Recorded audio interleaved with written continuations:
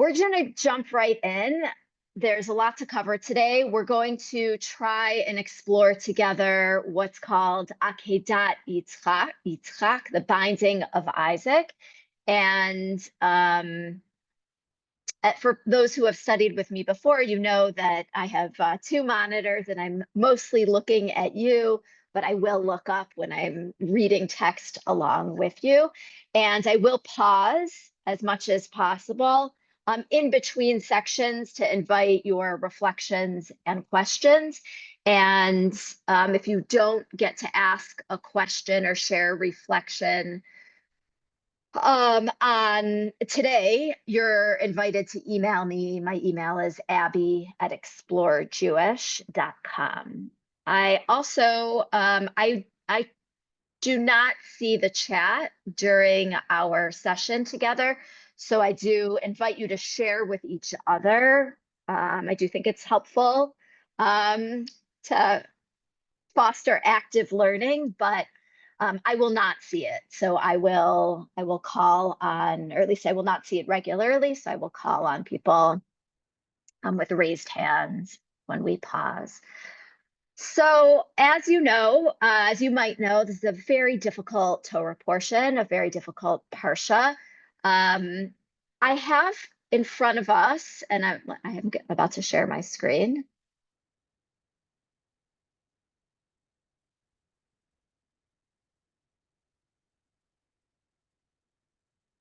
Okay. I'm adjusting my screen so I can see as many of you as possible. Okay, great. So we have in front of us an Avraham outline, just so that we can see the full picture of where we are with the story of Abraham or Avraham. Last week's Torah portion was the beginning of the Avraham saga, where Abraham was told to leave where he was living and go to a land that God would show him.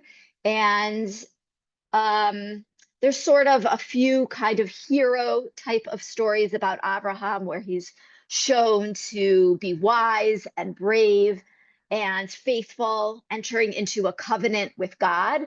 Covenant or brit is really the key theme of the Torah, if not the whole Hebrew Bible.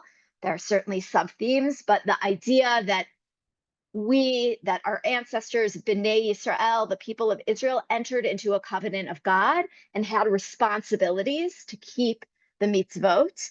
And God promises in return to reward the people if they do, in fact, keep the mitzvot, and warns against punishment, famine, drought, exile, if the people don't observe God's law. And that's for a whole other conversation. But the brit begins, the covenant begins here with Abraham, here with Abraham, where he doesn't necessarily, maybe until our chapter today, chapter 22, have responsibility, but there's promises made. God will increase Abraham's seed. Abraham will be a blessing to other nations. Abraham will be blessed.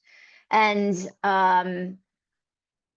throughout this Torah portion, Vayera, God promises Abraham and Sarah that they will have a child, and that child will become the progenitor, will become the person to carry on Abraham's seed.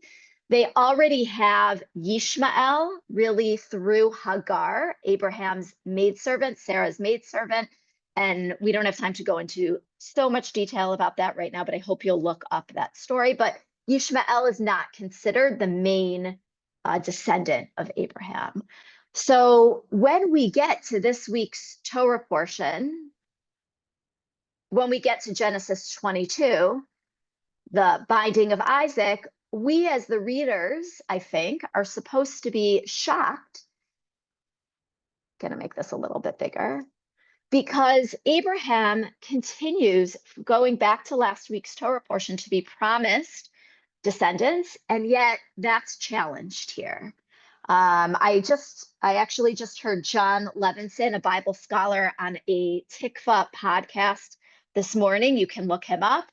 You can look up that podcast where he talks about how the binding of Isaac really doesn't seem, the issue of child sacrifice, it doesn't really seem to be the main issue here.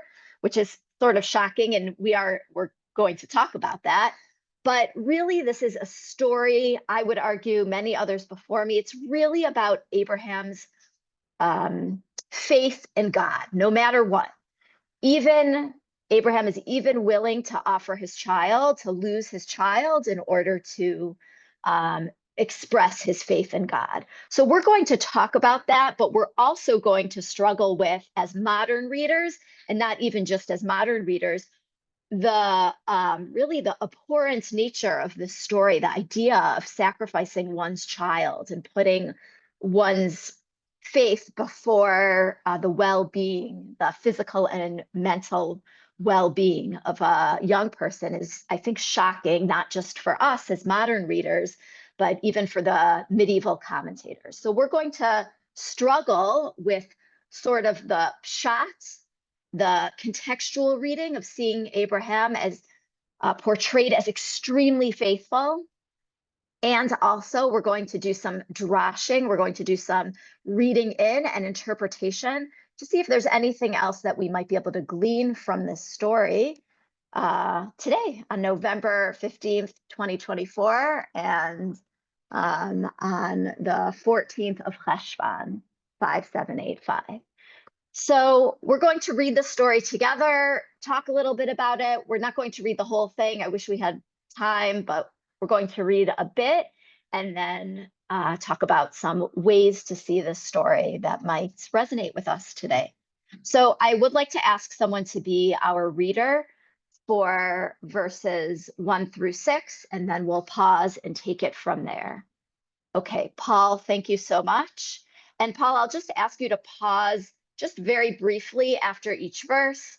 I may want to, even after each verse, I may want to offer a couple of points to reflect on, and if not, I'll just have you keep going. Oh, no, very good. And good to talk with you again, Rabbi. You too. And I'll invite you actually to read the Robert Alter translation, the middle column. Middle column. Okay. Mm-hmm. All right. And it happened after these things that God tested Abraham. And he said to him, Abraham. And he said, Here I am. Okay, you can keep going. Just Okay. you can read through 6, and then Okay. I'll say a few things after that. Okay. And he said, take your son, your only one, whom you love, Isaac, and go forth to the land of Moriah, and offer him up as a burnt offering on one of the mountains, which I will say to you. And Abraham rose early in the morning, saddled his donkey, and he took his 2 lads with him, and Isaac his son. And he split wood for the offering, and rose and went to the place that God had said to him. On the 3rd day, Abraham raised his eyes, saw the place from afar, and Abraham said to his lads, Sit you here with the donkey, and let me and the lad walk ahead, and let us worship and return to you. And Abraham took the wood for the offering, and he took in his hand the fire and the cleaver, and thus the 2 of them went together. Okay, Paul, thank you. I will have you continue in a moment, but one of the things I want to point out is the ways in which scholars talk about the cadence of this story. There's this happened, and I'm lowering my voice for a reason. There's almost an eerie calm to it. This happens, and then that happens, and then that happens.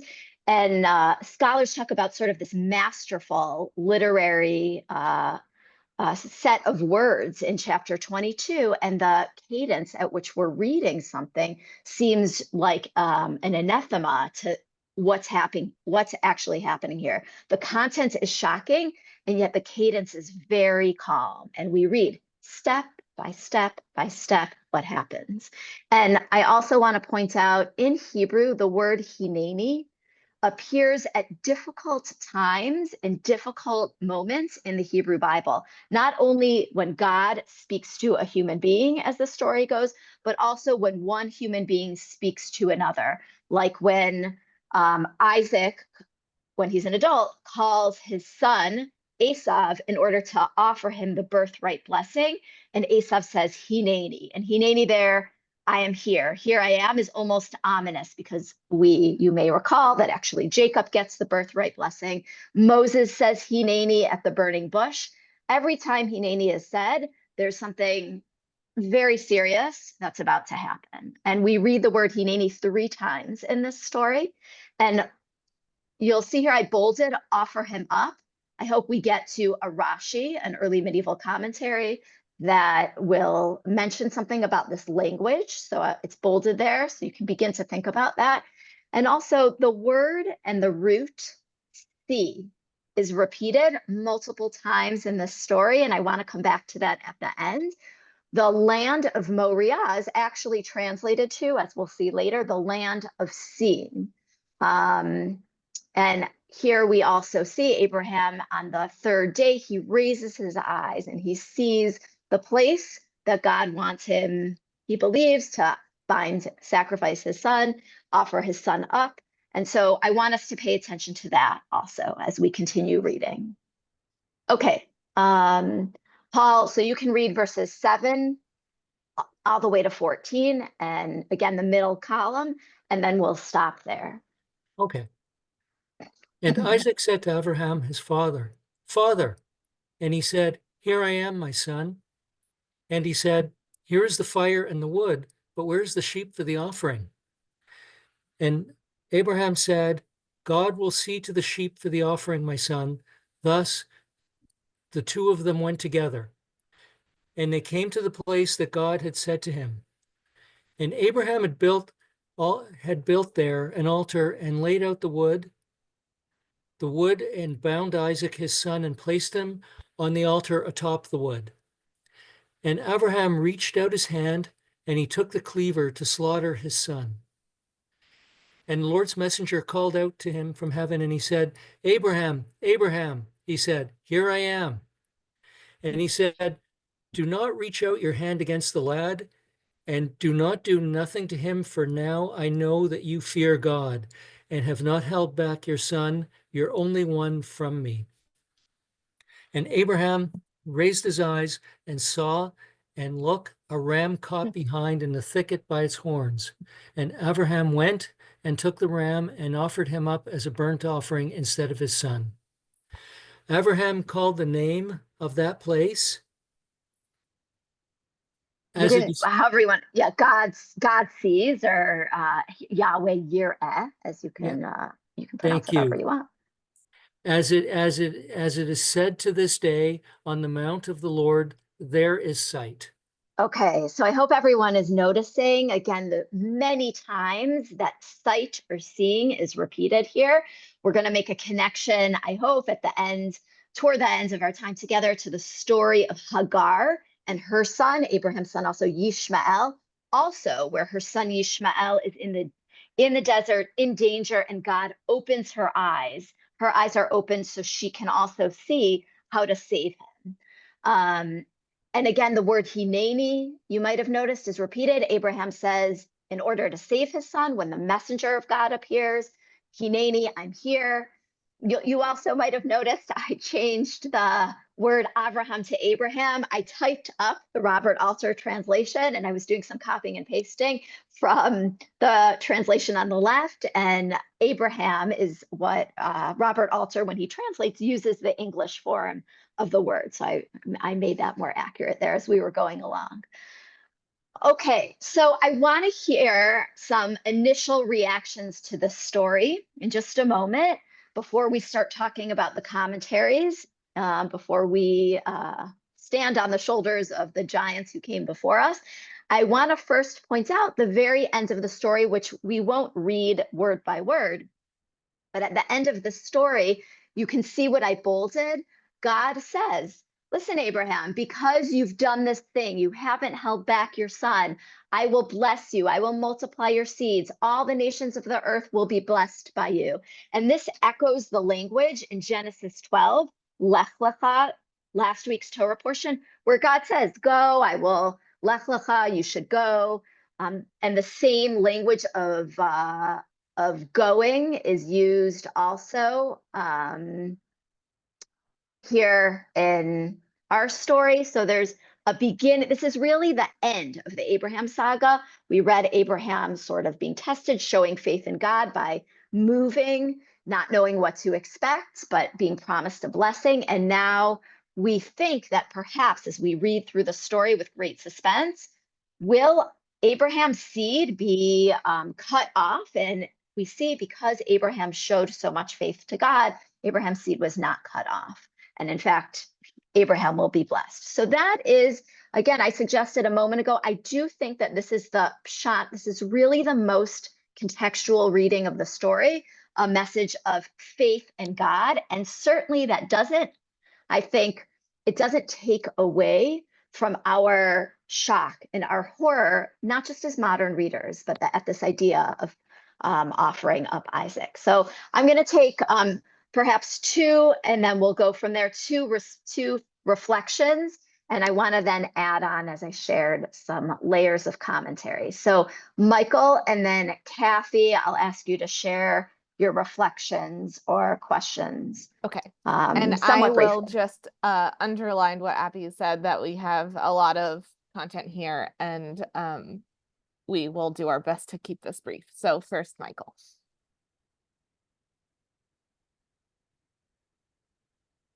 Michael, are you there? Okay. Great. Yeah. When you read it, it does kind of hit you, as we say, like a left hook. But in reality, human sacrifice went on for a very, very long time. Mm-hmm. You know, the Spanish, when they came across to the Americas, they saw human sacrifice and they put a stop to it. And even probably it existed in the American West, maybe into the 19th century. These things have gone on a very long time. Yes, that's true. Some scholars have argued that earlier the story used to be argued more as a polemic against human sacrifice. The people of Israel, according to sort of the layer in the Torah, the sage class layer, the elite, the people of Israel were not supposed to be offering human sacrifice. But we do know from other texts that we read, that we read primarily in the prophetic texts in the middle section of the Hebrew Bible, the Israelites do seem to have sometimes offered sacrifices of their children. But indeed, this was done in the ancient Near East. But and I'm really thinking again, and I really urge people to listen to the podcast that I mentioned earlier with the Bible scholar John Levison. I think the sacrifice here, the binding of Isaac, is used as a tool to express in the greatest way possible Abraham's faith in God. It's not so much used as a polemic against child sacrifice, even though it's true. The Bible generally is not in favor of that. Okay, so Kathy, thank you, Michael, for inviting us to talk a little bit more about that. Kathy. Hi, good morning. Good morning. This truly is the most disturbing Torah portion for me. And I've been studying it, 15 years. And every Rosh Hashanah, when we have the high holidays, there's always some learning on the second day. And we have the conversation about this.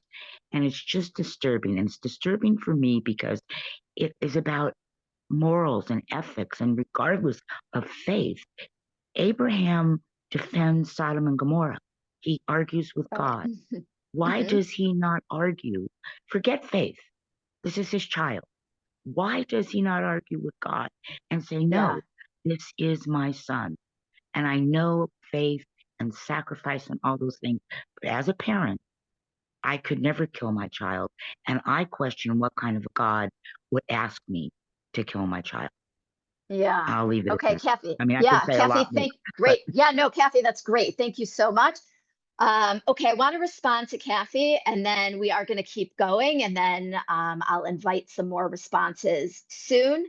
Okay, so Kathy, I agree with you wholeheartedly. I do want to point out, we weren't necessarily going to do this source, but you have it here for later, but I do want to point it out now. One scholar, Diana Edelman, and I did include the link here. Here it is at the bottom.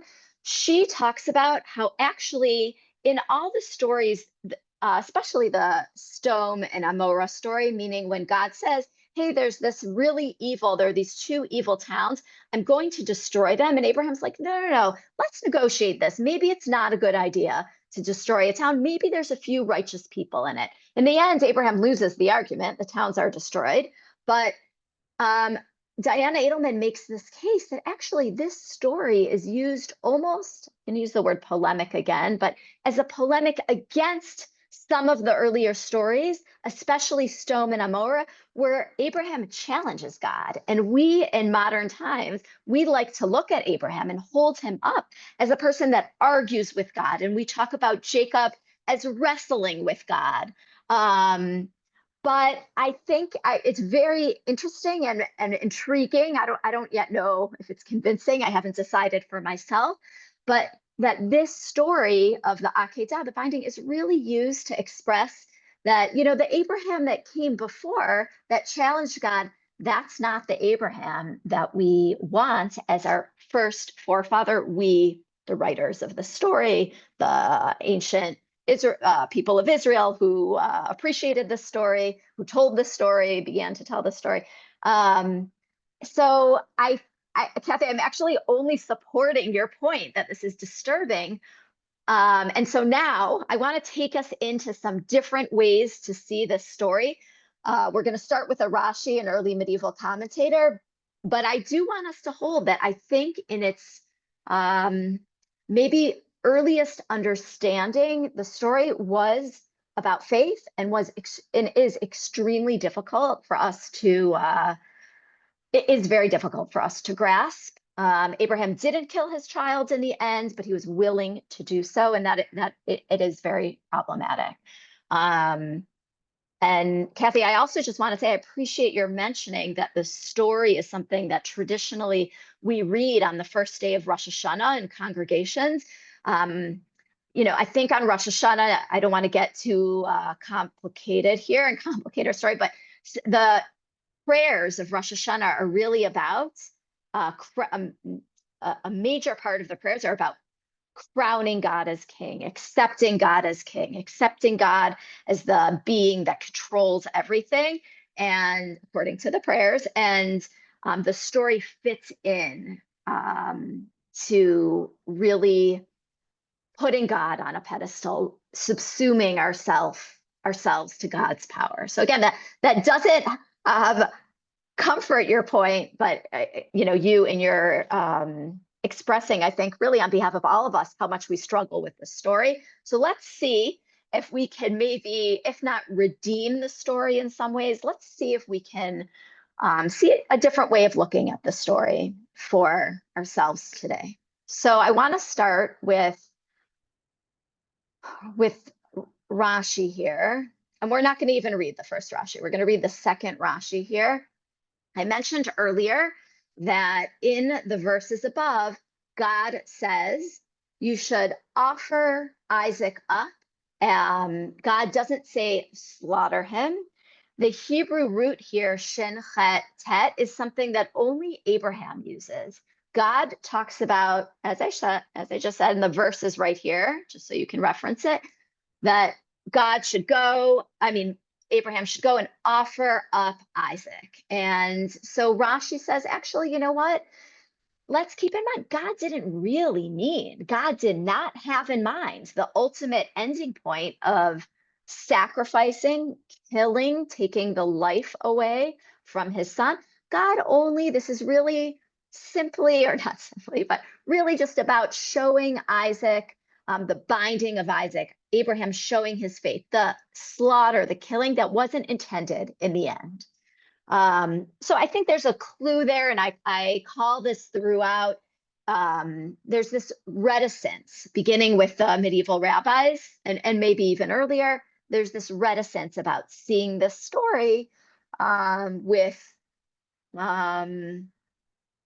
completely as a story of Abraham willing to sacrifice to kill his child. So we have some Rashi's expressing some reticence for us. I'm also going to skip a little bit here, and I want to read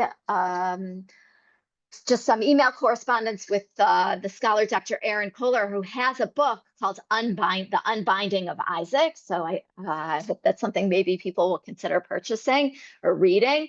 So Professor Kohler wrote in a couple of years ago in some correspondence together, clearly all parents, at least all responsible parents, make choices for their children that may be construed as sacrifices of their children. For example, forcing them to take musical lessons, prohibiting them from eating too many potato chips, forcing them to attend church, sending them to a nunnery.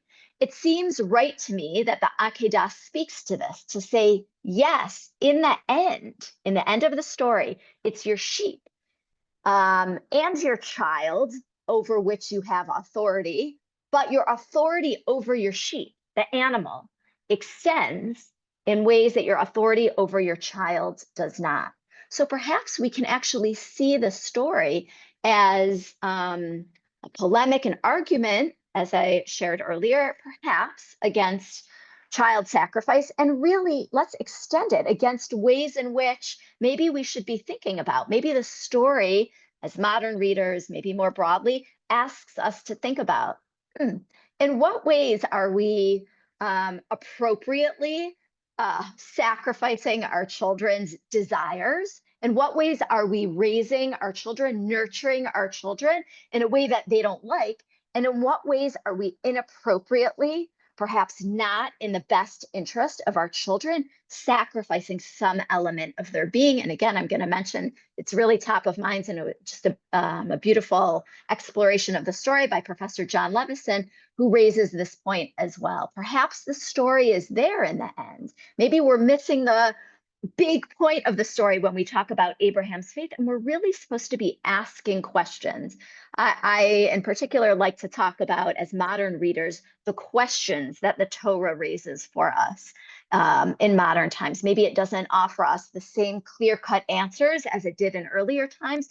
Maybe it invites us to ask a question, and the question here is really about, when am I appropriately sacrificing a need or desire of my child, of a young person in my life, in order to keep them healthy and to raise a resilient and healthy child? And in what ways am I not doing so? And maybe Abraham went too far. Okay, I titled this, I landed on, after thinking about many different titles for this session today, is Abraham a man of faith or a man of mistake? Which is a very provocative title, and perhaps heretical to some, but I want to invite us to really live in that tension. Which is it? What is the story offering for us? And as we saw, I think Rashi allows us, even as early as sometime between 1040 and 1105, his lifespan, to think about what was God's intention here. And Professor Aaron Kohler also invites us to think about that. I want to also invite us to think about, this is a part of the story where I will try not to get too emotional, but I think it's really powerful that the story is sandwiched between, somewhat broadly, but I'm going to make the suggestion here, between the story of mothers and their children. So first and I'm going to show you something, some more specific text in a moment, but I'll say, as I mentioned earlier, Abraham has two children. He has Isaac and Ishmael. He has Isaac and Hagar's child, Ishmael. And when Sarah, or Sarai as she was called earlier in the Torah, can't get pregnant, she offers Hagar to Abraham as a maidservant. So we're not going to talk about how also disturbing that is for we modern readers at the moment, but you can look up lots of good modern writing on that. And when Hagar gets pregnant, Sarah is jealous, and the text of the Torah says Hagar's esteem is raised in Sarah's eyes, meaning, she's a woman with child, she's pregnant in the ancient Near East, that gives a woman status. And so perhaps arguably today also.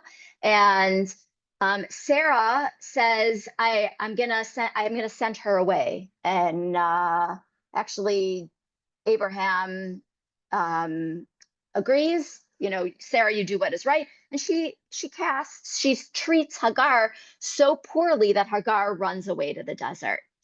Fascinatingly, and Robert Alter points this out in his commentary, again, the word see is also used, where Hagar, she's pregnant with a child and she's putting her life and her child's life in danger by escaping to the desert, but she feels she has no choice. She's being mistreated by Sarah. And yet God opens Hagar's eyes and says, first, actually, God hears Hagar's suffering, and the child will be named Yishmael in connection to God hearing. The name literally means God will hear. And God actually tells Hagar, go back to Sarah, which again is troubling. But the idea of Hagar seeing that there's a bigger picture here, that she doesn't actually have to put her child's life in danger the way that Abraham does in our story today, is powerful. And I want to add to this and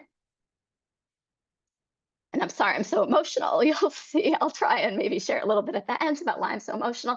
But in the next story in Genesis 21, where Hagar is the main character after she gives birth to Yishmael, it's very interesting. There's a sort of a vague verse here that says Sarah sees the son of Hagar, Yishmael, playing, and it's not clear what that means, but somehow that challenges Sarah and threatens Sarah in the way she wants to protect her son in some way. When Abraham agrees to cast away Hagar, God actually says, you can cast her out. Hagar goes out into the desert again. So this is the second story of Hagar running away, but in this story, she's sent away. God hears the voice of the lad. God responds. And again, God opens Hagar's eyes and she's able to nurture her child. Okay, I really want us to think about this for a moment. I know I'm sharing a lot of detail, but it's hard to describe these verses without the background detail. In both stories where Hagar runs away, her eyes are opened, and she, in both stories, unlike Abraham, who makes the choice, or you could argue maybe doesn't, but I'm going to say for now, he makes the choice to plan to kill his son, take his son out to the wilderness. Hagar does not want to endanger her own life or the life of her child. And in both stories, God allows her to see a bigger picture. God allows her to see that she will be protected in the end, that her son will also have a nation. And I'm going to add one more piece here about the sandwich, the way in which this story is sandwiched by mothers and women. We read, and commentators noticed this very early on, that after the binding of Isaac's story, we don't hear from Sarah again, right? Sarah dies.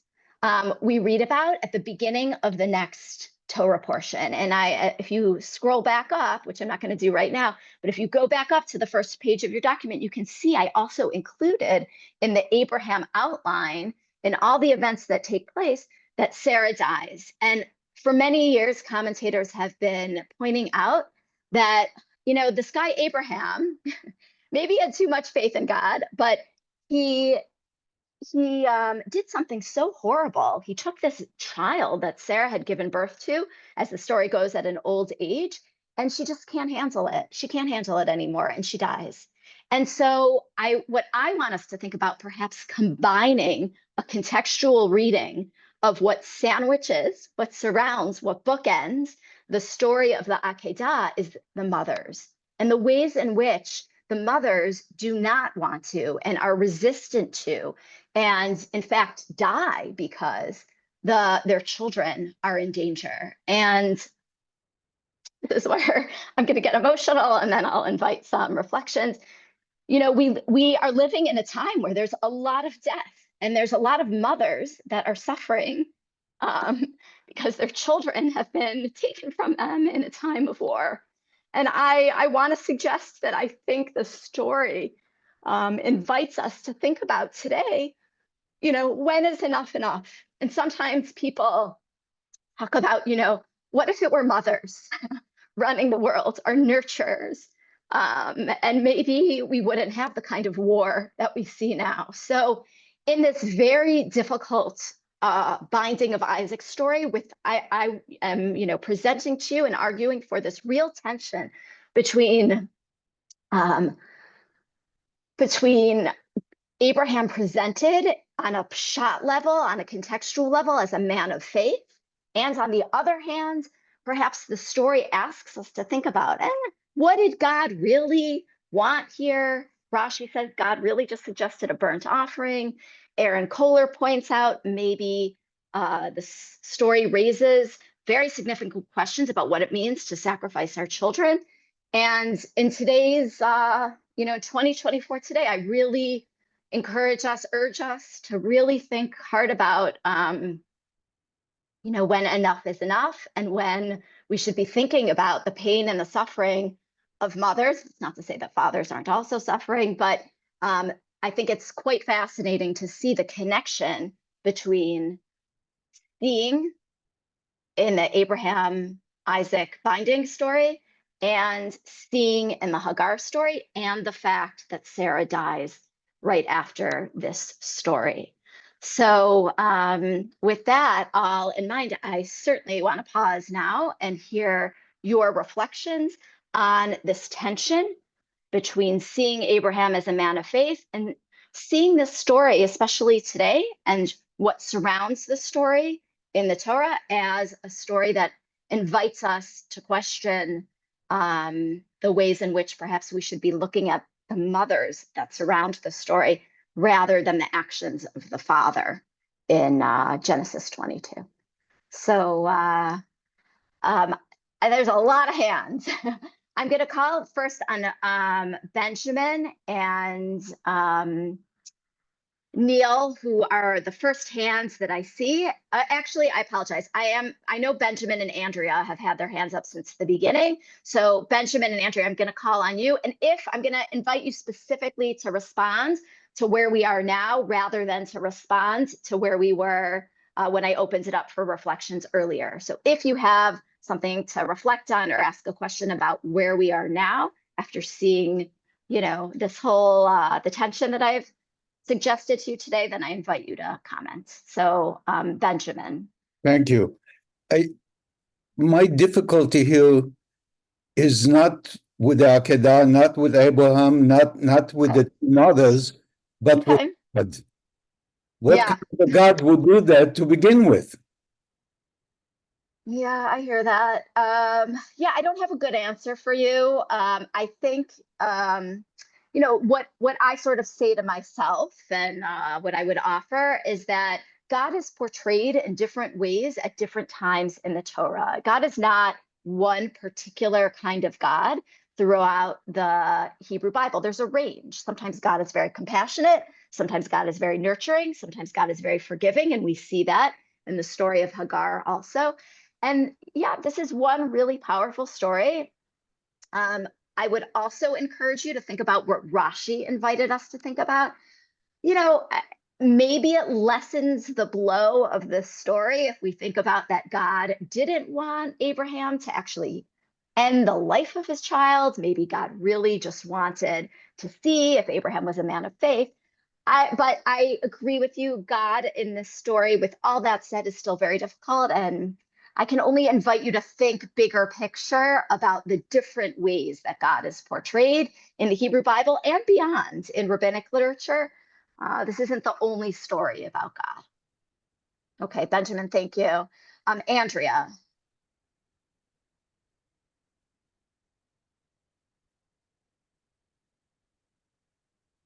Oh, you can't. Let's see if Mara maybe can help you. Unmute. Okay. Okay. There you go. Oh, there you go.